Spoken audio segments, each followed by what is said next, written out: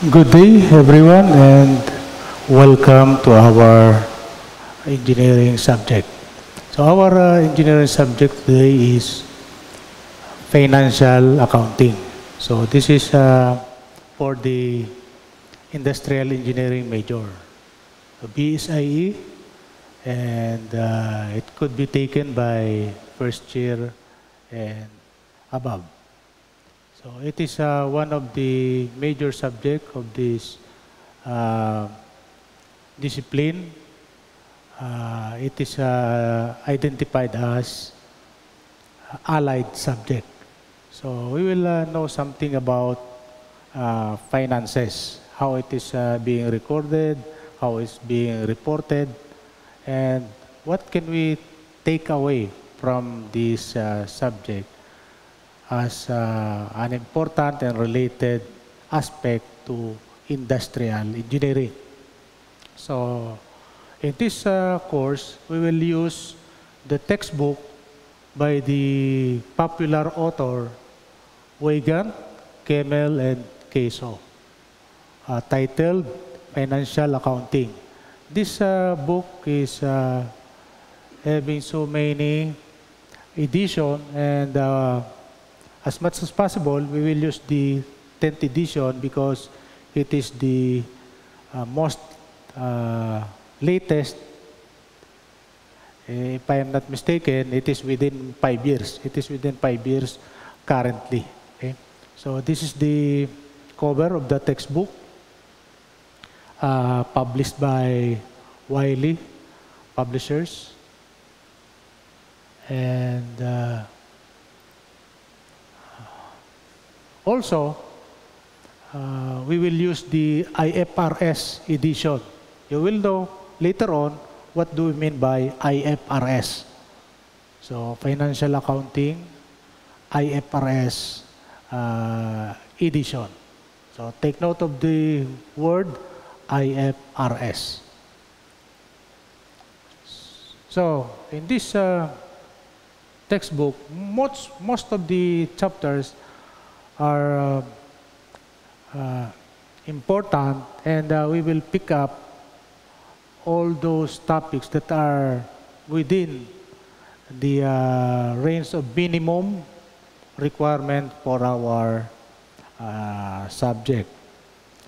And these chapters, we will include almost all of these chapters, and we'll start with chapter 1, Accounting in Action, where we will deal mostly of principle, philosophy, definition of terms, the technical terms, and so many things that we will talk about, background, what are the problems, and so on. Chapter 2 will talk about recording process. How do we actually make the recording that is acceptable in the eyes of the law and the eyes of the profession. Okay? And chapter 3 will discuss the adjustment of accounts. So after so much work, we will later on determine that still the situation is not perfect, therefore we can adjust something in order to finally have a complete product. So you will notice later on, you can be certain what do we mean by final product of financial accounting. And chapter 4, completing the account cycle. So this is relevant because if we were able to discuss one system, it will just continuously being done cyclically. So we can just do it from step 1, 2, 3, and so on, back to step 1, and so on, and so on. Okay? And chapter 5, accounting for merchandising operations. What are the terms, the technicalities that can be used in merchandising operations. And the next one is inventories, different set of terminologies and technicalities. And chapter 7, fraud, internal control, and cash. How could we afford to make the necessary set up so that we could avoid fraud and have internal control of our cash flow. Okay? Chapter 8 is about accounting for receivables, different kinds, different types, and different system of uses. No? Chapter 9, plant assets, natural resources, and intelligible assets. So we'll talk about that. And because it is also in many situations, these are usually used in construction because engineering application is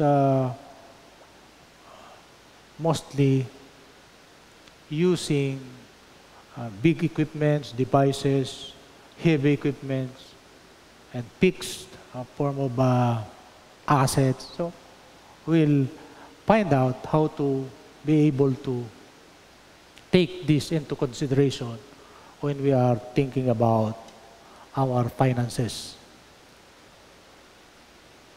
And chapter 10, liabilities. We'll know what do we mean by liabilities, what are those transactions involved. Okay. Chapter 11, corporation, organization, share transaction, and others. Okay. And chapter 12, investments. So how do we do it? Because important aspect is the investment. Chapter 13, statement of cash flows. This is now the final stages of our subject. How do we make this financial statement of cash flows? And chapter 14, financial statement analysis. We will now analyze what we have done. Analysis from the perspective of management, analysis from our perspective, analysis from other person's perspective. For example, project manager, for example, engineer, site engineer, project manager, no? And the finance office. So from those perspectives, we will analyze what do we mean by those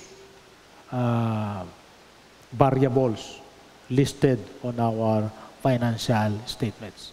And there are several appendix that would help us to be able to really understand the topic. So I think this is what we will do in the one semester of studying the subject is we have lecture and we'll also have so many materials to do, practice assignments and so on, because this subject is more on practice, actual, how to do it in real life. We will simulate, we will give simulation and for you to practice. So that is our expectation for the subject, and we will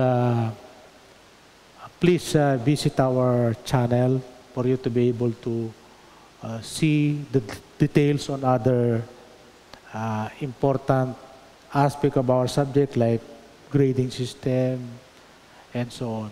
How do we evaluate student for each and every subject? Okay? So thank you very much, and see you on the next episode of our discussion.